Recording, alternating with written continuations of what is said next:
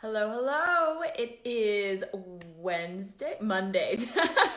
And every Monday and Wednesday, we have lives on Wander Onwards. So you guys can get to know more stories that resonate with you or the people that you love. And I get to showcase all of my cool friends. So today's chat is super special because I've actually known this girl for years.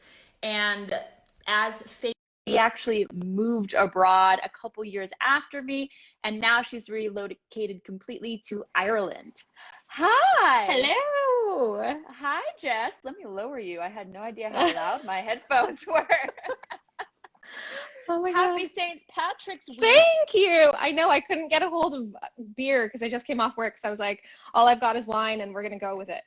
Okay, that's fair. I feel like that still celebrates the religious origins of this holiday. Exactly. Yeah. We like to drink in Ireland. I'm Yeah, celebrating that. absolutely.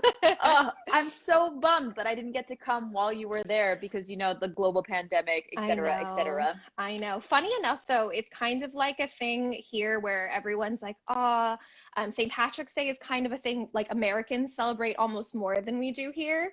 I was just seeing Mhm. that post of, I think, what is it in Chicago where they make the river green, and here it's like they don't do things like that. So I don't know. It's almost more What? exciting as an American. Well, why don't we jump right into it with a quick introduction so everybody at Wander Onwards knows who you are and what you do. So, Jess, tell everyone where you're from, where you are, and what you're currently doing out there. Sure. Okay, so I am from San Jose, which is right outside of San Francisco in California originally. I'm currently living in Dublin, Ireland, and I am a marketing campaign operations specialist for a tech company out here in Dublin. Yes, and you sound like so professional and like you always had this plan. But when we were in the DMs, like back before anyone knew I was cool, like we both were freaking out about our visa Oh, yeah. situations, trying to find jobs, trying to move money over here. I remember we were talking about like how do we Apps pay and our things. rent? How do we get money back for our loan? Yep. And so right now it would be easy to look at you and be like, oh my God, Jess has it all figured out. She's fostering a dog. She lives in Dublin. Adopted. She's adopted, She's Vanessa. adopted now. Yeah, Oh, she's mine that's forever. so sweet. I love that. Well, let's start it way back when, because originally you were working in San Francisco, earning good money, Yep. and you were like, why don't I just throw a grenade into my life and move across the world? So, what was the thought process about or regarding leaving your stable life and job in America and Yeah. moving abroad? Yeah. So before I get into that, I actually wanted to point something out. Do you remember, Vanessa? We actually met in Germany. And I was like, it's been full circle. We Oh met my in God, Germany. you're right. Yeah, I was looking at pictures and I was like, we met in Germany and now you're living in Germany. It's so crazy. We met in like southern Germany Yeah. too. Like we Yeah. were together in Munich, and then Yeah. remember when we Spent went to New Year's Switzerland? together. Yes. Oh my God. And then I'm pretty sure we like met some boys at the club, and I tried to hook up our Oh, tour guide with one of the God. brothers of the boys I was talking to. Oh my goodness. Anyway. Yeah. Okay. Back to your question. So, yeah. So, like, I mean, I'm from San Jose, which is Silicon Valley, if anyone's familiar with it. So, like, tech space. And I came out of college. I went to UC Santa Barbara with a really good job. Like, right out of college, I was working, I was making great money, like, really good money. And I was happy. Like, I had my own place in San Francisco. I had my group of friends. Like, everything was going really well. But like before that, I never really got the chance to travel. So like I was a biology major in college, and that really meant I didn't have the time to study abroad. So I never got the chance to go and see things and live, do anything. So I kind of was just like, honestly, I want something different. I know I'm happy now, but like I'm just missing out on some things. I know I am. I could stay here forever, make this money forever, know the people that I know, or I could just go abroad, see what it's like, figure out if I like it, and like, what's the worst that could happen, you know? Yeah. You meet weirdos like Yeah, me. exactly. So you decided, I'm going to make a change. I'm going to leave my comfortable life and everything that I know. How did you settle on Dublin? Yeah, so One thing that is a huge, I think, disadvantage about being an American with like the education system we grew up in is they don't really tell us or teach us how to speak another language, unless you grow up in a culture like you where you like have family members that speak Spanish. Like my parents I'm Filipino, ethnicity wise, and my parents speak English at home.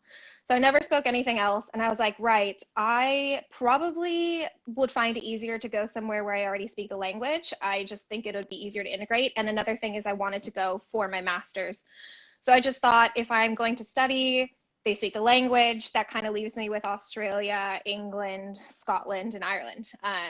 Australia was just way too far for me. I wanted to be able to get there and back fairly easy. Dublin has direct flights to and from San Francisco. I had always liked the idea of living with Irish people because Irish people, I thought then were great, and I know now that they are. So yeah, I just it was kind of on a whim, to be entirely honest. I was just like, yeah, sure, that works. And then I just did it. Yeah. And like, I was so impressed because at least for me, I felt like a lot of my life was coming to that moment. It was easy for me to leave everything behind because I didn't start law school. I didn't start working. You just dropped everything and was I don't want to do this anymore. I'm going to go do that thing. I did. I know. It was a hard decision. And like, it was, and we've talked about this before, it was a tough pill to swallow. And sometimes I still think about like, I was giving up like a great job, a great salary, a great place. Like I loved my place in San Francisco. I was giving up a lot to like go into the absolute unknown, knew no one, knew nothing. And I just wanted to take the chance, and I did. And I'm happy I did. Obviously, I'm still here. Yeah. And what was it like to apply for a master's degree abroad? Because you studied biology in undergrad and then you did something completely different. Yeah. So one thing that I learned was that if you're thinking about doing something, just do it. Like I spent so long thinking like I couldn't get a master's degree, they wouldn't accept me. My biology grades weren't great. Like I was trying to get into med school. Like you've got a lot of smart people. I was like very middle grade. So I didn't ever think that I could get into a master's program. But one day, I actually remember I was just like a meeting in San Francisco, living my everyday life. And I was just like, geez, like I really just kind of want to do something different. Sat down literally one night, wrote my statement, my essay, I can't even remember what it's called anymore, and just submitted a bunch of applications. Like on a whim, one night, didn't even think about it really. I was like, if I get accepted, I'll come across this later. And then I remember I actually got my acceptance to the place in Dublin 2 weeks later while I was on a work trip in Alaska. And they sent me an email. They were like, you've been accepted to this school. And I was like, I actually didn't think this was going to happen. I haven't told my parents I even did it. Like it was so on a whim that like I just didn't think about it too much. And I think that I would suggest people to do that. Like even if you don't know you want to go, there's no harm in just doing it. And then you have that option there. Like I was like, right, okay, so I can go. Now do I want to? Do I actually want to? And obviously I chose to. So yeah. Mm-hmm. And how was it to start studying again as what they call it, a mature student? In my Move Abroad masterclass, I want to say like 60% of the cohort this year is intending to do a study abroad program, like a master's, a PhD, and they're a little bit older than 22. So how was that studying as a little bit older person? And how was it to get back into the learning groove? Yeah, so like you might not guess it from looking at me, but I'm actually 29, so I'm not straight out of college.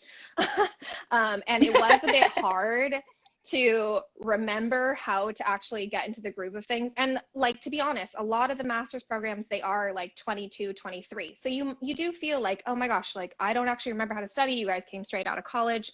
How do I do this? But it comes right back to you. Like undergrad, I know it seems like far away, but it's not too different from working in real life. And one thing I found is I think that working in a career prior to doing a master's can be so beneficial. Like a lot of the projects we did were like presentations and like you're writing reports. And I was like, I do this in my job currently. So it wasn't very hard. And I almost felt like I had an upper hand to people who hadn't done anything professionally but prior to that. So yeah, it was hard to like feel like you were back in school, but at the end of the day, it wasn't too far off what I've been used to doing. So yeah, it was easy enough, I think. Yeah, it's just it's like riding a bicycle. You just have to Exactly. practice. Yeah. And so after you finished your master's, you wanted to stay in Dublin. And I remember this was a little bit of a controversy for you because of course you had to find a job, you had to Yep. find sponsorship.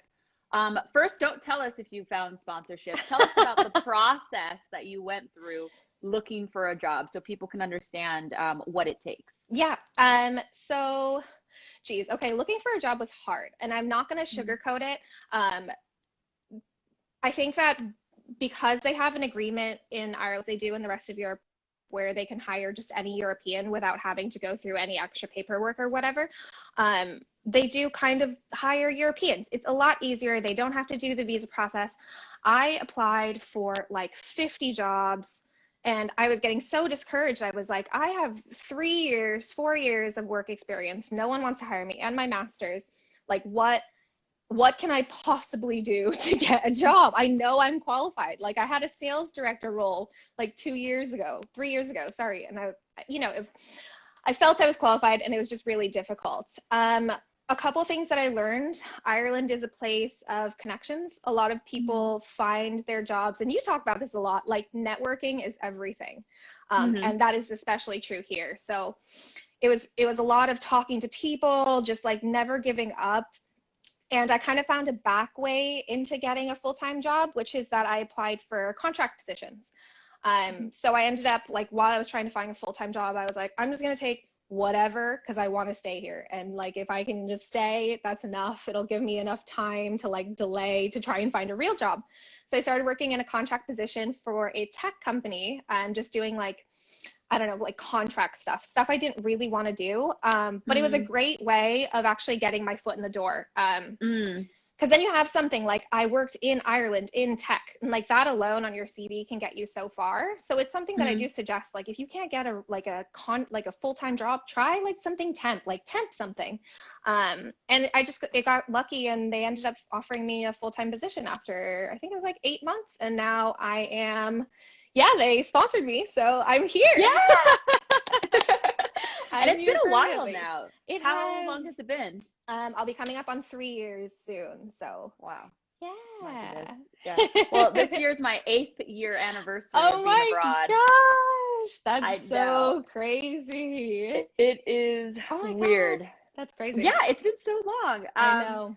I would definitely have to agree and reiterate, like sometimes the first job you get abroad is not your dream job. We did No. not grow up as little girls thinking about these contract Yeah, jobs. no. But I think it's like a testimony to personal strength and tenacity because in America too, like we have it in us to do whatever it is necessary to get by. Yeah. And I think that sort of resilience really served us well abroad because I applied to at least 100 jobs when Mm-hmm. I was first in London. And Mm-hmm. now it was relatively easy to find my second job in Yep. Expedia. Yep. I do have recruiters in my DMs trying to Yep. recruit me for other things in Europe.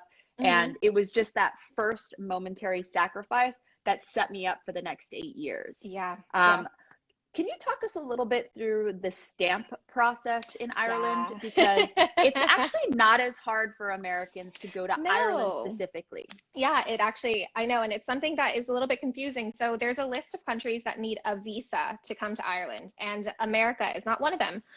So as Americans, we could actually come to Ireland on what is just, well, first of all, you can come and visit for a period of 90 days, and then after Mhm. that, it's just what they call a stamp. So it's less of a process than actually going for a visa. Like I had friends in college that were from India, and their process was so much harder to actually come and get a visa. So the process is shortened. You do still need to have like health insurance and proof of being able to finance yourself. But to be honest, it's not that difficult. And you come in, or I have a stamp too, which is a graduate stamp. So that allowed me to go to my master's program. Following that, they move you to a stamp 1G, which allows you to stay in Ireland for a period of 2 years after graduation. And that 2 years, weirdly enough, is actually to find your job. So you don't actually have to work in your career within those 2 years. After the first year, you have to meet with them, get your second year renewed renewal for your second year, but all you have to do is show them that you're applying for jobs for them to give you that this extension. So the 2 years after your graduate degree, you actually can just spend applying for jobs. Hopefully you find one. In my case, I found one not too long after graduation. And then you can move to a stamp 1, which is what I'm on now. And it's what they start counting towards citizenship. You need 5 years to become a citizen. And that's where I'm on now. Yeah. The countdown started. Yeah, I know. I remember I messaged you as soon as I got it. I was like, oh, I can start counting down now. Yeah, no kidding. I'm also in my countdown. For Europe, or Germany specifically, I have 5 years until I get my Blau card, which is permanent residency, which means they can't kick me out on here. And it's really like a time game, guys. If you are interested in relocating abroad for the long haul, it's a time game. You have to get here and start getting your numbers in, because if we really think about it, countries are going to want to honor and celebrate people who invest in that country. So going to school there, working there, putting in volunteer work. This is going to demonstrate that you are serious about being in this country and want to contribute, and not just like anyone trying to take advantage of the system. What does your family think about you being abroad? Because I know that you guys are quite close, and you were supposed to be like a doctor or something in America. How are they coping? Yeah, I mean, so I come from obviously an Asian family, and they did have that expectation, like, oh, my daughter's gonna like be a doctor, she's gonna live in the Bay Area, she's gonna take over our house eventually, and that just did not happen. I moved abroad, and they kind of expected me to come back after a year, and to be honest, I didn't even know what I was planning on doing. It was like, I'm gonna go figure it out. If I like it, I'll figure it out then. And when I decided to stay, it was very much like, I have this, finish your graduate school, you get that 2 years or you don't. If you leave America, you can't get those 2 years back. It's like, you get them now or you don't take them. And so I called my parents and I was like, I have this opportunity to live here and like experience it. And it's not going to come again. I can't come back and do another master's program and get this opportunity again. And understanding of that. Like, my parents immigrated to America when they were in their 20s. So they were very understanding of me wanting to go live my life. They understood that, like, I just wanted to see the world, to travel. You get so much travel opportunities out here, which, like, it's so easy to travel through Europe. So they were understanding. And, like, to be honest, at this point, they kind of enjoy it because it's an excuse to come out to Europe. Like, they come, they'll visit me in Ireland, and then they'll be like, right, we're off to Italy. They went to, like, Milan. My mom went shopping. Like, it's fine now. They were really understanding. It just, at the end of the day, they want to make me happy, like most parents do. So if this is what was going to make me happy, they're happy enough. And they like to joke now that they'll come retire out here in a big house on the farms. And I was like, yeah. Yeah, do it. That's what I want for my parents too. It's like, stop suffering in America. Come let me take care of you in Spain, and let's just eat tapas all day. I know. I always tell my parents, like, we went to Portugal recently, and I was like, you can retire out there, have a massive place, like go golfing, like, and they're just such great, like, offers for people to go retire. I think there's something in Portugal, and I think you might have talked about this before, but you can like live somewhere, and if you buy property, you end up getting some kind of like agreement to be able to stay. I don't know. It's basically what you were saying before, where if you're willing to invest in the country, they're willing to invest in you. And I know that there are things like that exist in other countries. So I'm trying to convince my parents to come out to like Spain, Portugal, something like that. I know, what a tough life. I know. This European summer is about to be lit AF though, because I am on mainland. I can steal my husband's car and go wherever I well please. If only Corona could just get it together. I know, and I still need to get my license, which is a process. Me too, girl. That is one thing that I don't enjoy about being out here, is the paperwork to like transfer everything for us. Yeah. At least in Germany, my California license doesn't transfer over. What about in Ireland? No, I know. Like, this is a serious deal. I think I said this to you before, but it transfers over for a year. So for 1 year, you can drive. But I'm going to remind everyone here who hasn't lived in England like Vanessa, or Ireland like me, we drive on the left side of the road here, and you're on the right side of the car. So it's opposite, which you're driving for the first time.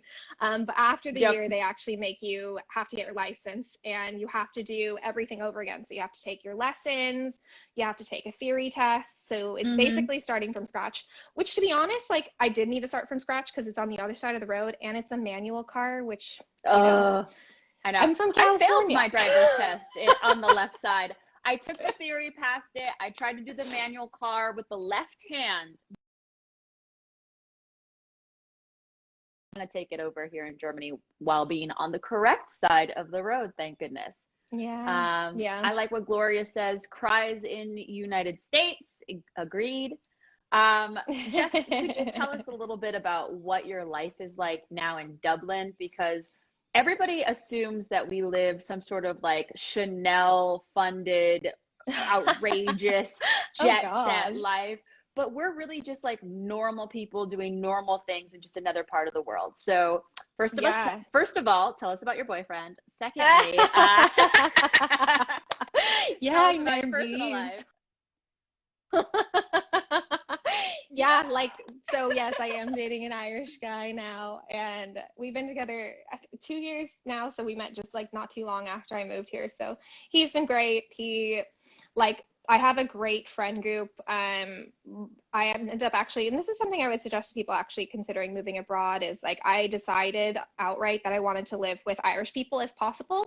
So I lived with an Irish girl, and we ended up getting along so well, and she introduced me to all her friends, and so now I have this great big friend group, extended friend group. I have my boyfriend and his friends. So yeah, like, friend wise, boyfriend wise, it's been amazing. I feel really integrated here, and I have a whole like network and family. As far as like the Chanel life, absolutely not. Like, I may have lived that in San Francisco, but definitely not here. Like, something you have to learn. I've watched other ones of your your lives like this, and a lot of the time you're talking about like, you have to learn to budget. If you're living abroad, you do need to learn to budget. And I didn't know how to budget before. Like, absolutely not. I made good money. I was from Silicon Valley. I bought my avocado toast and my $5 coffees like whenever I wanted. But not now. Like, I have to learn to budget. I am living on a budget. Like, I am making less money. It was a sacrifice I was willing to make. So I had to learn how to, make a spreadsheet. Use maybe one of your spreadsheets to put my life together. Because you really do have to learn how to your money. I'm not like running around spending stuff. To be honest, I'm the most money conscious I've ever been. And it's just having to know, and even like, my money now lives, and I'm sure you know this, in so many different places. You just have to be so cognizant of how you're spending money, where it's going, like where it lives. And I've never been so aware of my own money than I am now. So yeah, something I had to learn and definitely didn't know before. Well, that could also be because in Silicon Valley, you were like 22 making six figures with no family or real responsibility. Oh, yeah. So it's a little different Definitely. when you're living that adult life and you have to file taxes, pay for your immigration. Oh, God. I know. I think, would you say that you enjoy and appreciate your money more now, even making less? Mm-hmm.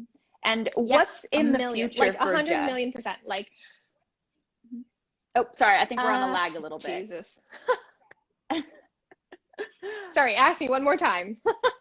Okay, so you were saying that you love and appreciate your money more. So walk me through that first, and then tell me what's next for Jess.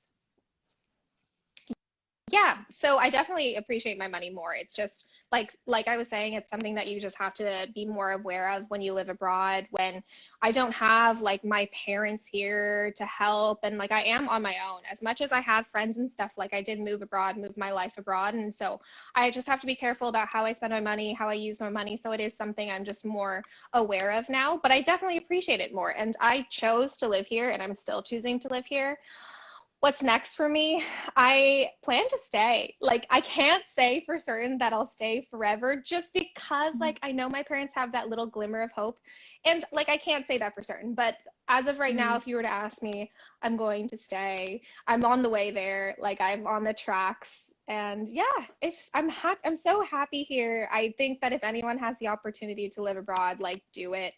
honestly, like, it's such a great experience. You make such good friends. If you want to go back, you can. Like, home will always be there, you know? So, yeah, that's all. Yeah, I think that's a great way to kind of wrap up this story that we've been telling.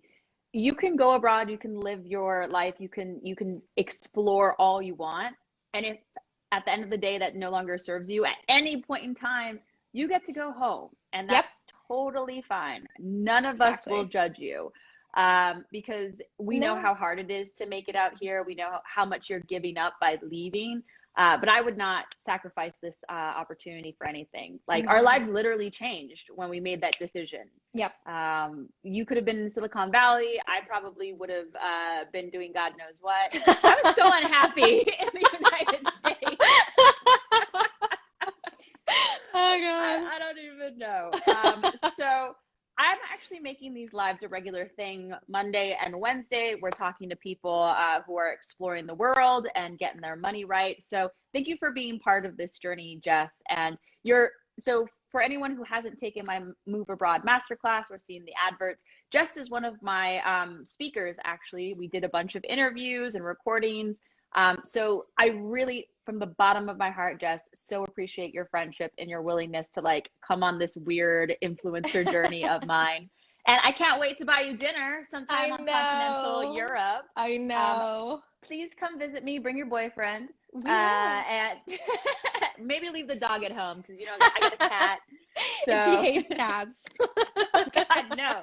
Keep that dog on your island. Jess, thank you so much for being here. Where can people find you, and can they reach out if they have any more questions? Definitely, 100%. Like, my profile is public. Feel free to shoot me a DM and at any time. I'm so happy to help people, whether it be here, anywhere. Like, I love networking. Send me a message. Super happy to help with any questions, or even just like if you want to say hi and have chats. Yeah, and talk about your dog or your man. Exactly.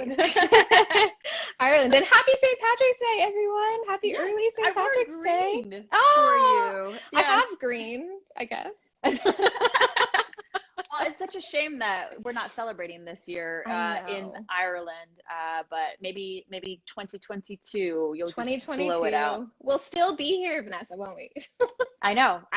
That's so great. You finally have stable visas. I know, it's crazy, but yeah, next year. All right. Well, thank you so much, Jess. Have a wonderful evening, and thank you so much for being on the show. All right. Bye, guys. Bye.